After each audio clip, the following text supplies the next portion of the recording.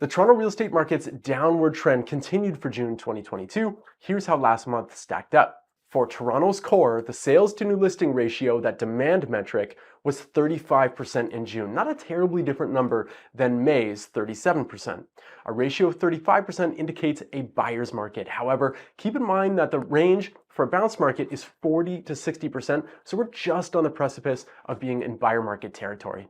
And except for September 2020, this is the lowest sales to listing ratio that I've recorded going back to late 2017. The months of inventory, or MOI, a supply metric for Toronto's core in June, was 3, up from 2.2 in May. The MOI has been steadily moving upwards since March, and a range of 4 to 6 months of inventory would demonstrate a balanced market. The sales to listing ratio and the MOI aren't exactly telling the same story, but I'll point to the sales to listing ratio demonstrating that only 35% of new listings are selling, and an MOI of 3 is one of the highest recorded in nearly 5 years. So both values are telling us most properties are on the market longer than sellers would like, they're getting less money than sellers would like, and that buyers have more control than they've had in years.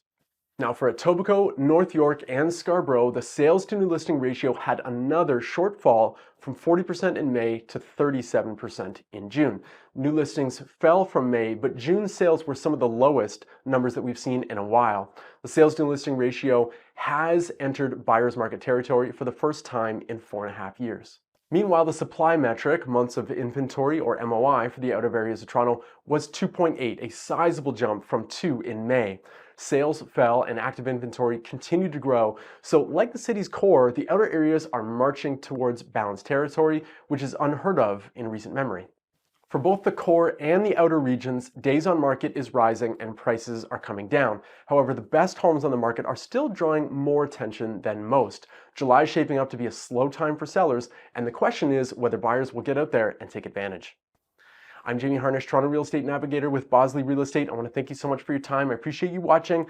I would be thrilled if you would like this video, if you would subscribe to my channel, and if you would hit that notification bell so that you get notified of any upcoming videos.